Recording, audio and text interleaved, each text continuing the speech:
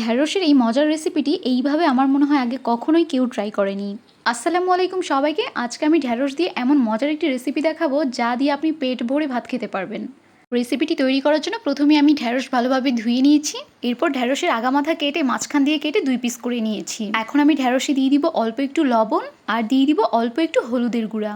হলুদের গুঁড়াটা কিন্তু আমি হাফ চামচের থেকেও কম দেবো যাতে কালারটা নষ্ট না হয়ে যায়। এখন আমি ঢ্যাঁড়সটা ভালোভাবে মেখে নিব। চুলায় আমি আগে থেকে তেল বসিয়ে সেটা হালকা গরম করে নিয়েছি। আর এরপর ঢ্যাঁড়সগুলো দিয়ে এখন আমি ঢ্যাঁড়সগুলো একটু হালকা ফ্রাই করে নিব। জাস্ট 2 থেকে 3 মিনিটের মতো নেড়েচেড়ে আমি এগুলোকে ফ্রাই করে নিব। খুব বেশি ফ্রাই করা যাবে না যাতে কালারটা নষ্ট না হয়ে যায়। 2 থেকে 3 মিনিটের মতো নেড়েচেড়ে এখন আমি তেল ছাড়িয়ে এগুলোকে উঠিয়ে নিব। যে কোনো সবজি কিন্তু মাঝে মধ্যে একটু ডিফারেন্ট স্টাইলে রান্না করলে আমাদের মুখের স্বাদটাও একটু চেঞ্জ হয়। সবসময় কিন্তু একঘেয়েমি খাবার খেতে কারোরই ভালো লাগে না। যাই হোক, এখন কিন্তু আমি তেল ছাড়িয়ে ঢ্যাঁড়সগুলোকে উঠিয়ে নিচ্ছি।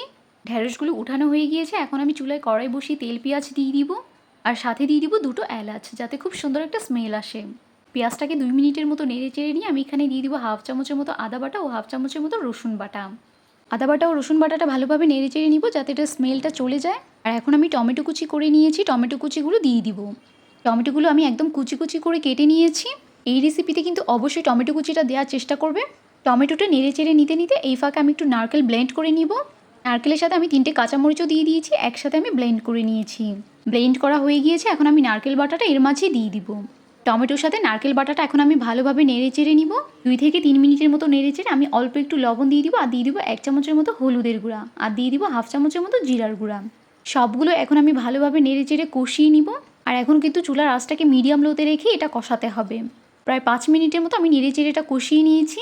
কষানো হয়ে গিয়েছে। এখন আমি দিয়ে দিব ফ্রাই করে রাখা ঢ্যাঁড়সগুলো নারকেল বাটার সাথে প্রায় 5 মিনিটের মতো নেড়ে চেড়ে কষিয়ে নিব। প্রায় 5 মিনিটের মতো কষিয়ে নিয়েছি। এখন আমি ঢাকনা দিয়ে কিছুক্ষণের জন্য ঢেকে দিব, তাই নারকেল বাটাটা ঢ্যাঁড়সের সাথে ভালোভাবে মিশে যায়। 5 মিনিটের মতো ঢেকে রেখে দিব। এরপর আমি 5 মিনিট পর ঢাকনা উল্টে অল্প একটু পানি দিয়ে দিব। অল্প একটু পানি দিয়ে আমি আবারও ভালোভাবে নেড়ে চেড়ে দিব। আর আমার রান্না কিন্তু একদমই শেষ পর্যায়ে। ভালোভাবে নেড়ে চেড়ে দেওয়া হয়ে গেলে এখন আমি দিয়ে দিব ধনেপাতা কুচি। আর ধনেপাতা কুচি দিয়েই কিন্তু আমি আমার রান্নাটা শেষ করে নিব। এই তো এখন চারপাশ থেকে উতরে এসেছে আর আমার রান্নাটাও কিন্তু শেষ হয়ে গিয়েছে। তোমাদের কাছে আজকের এই রেসিপিটি কেমন লেগেছে সেটা কিন্তু অবশ্যই কমেন্ট করে জানাবে।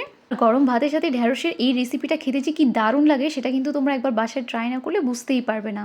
তো তোমরা কিন্তু বাসায় এটা একবার হলেও ট্রাই করবে আর কেমন হয়েছে সেটা অবশ্যই কমেন্ট করে জানাবে। আর যদি আমার ভিডিওটা ভালো লাগে তাহলে কিন্তু অবশ্যই একটা লাইক শেয়ার করতে ভুলবে না।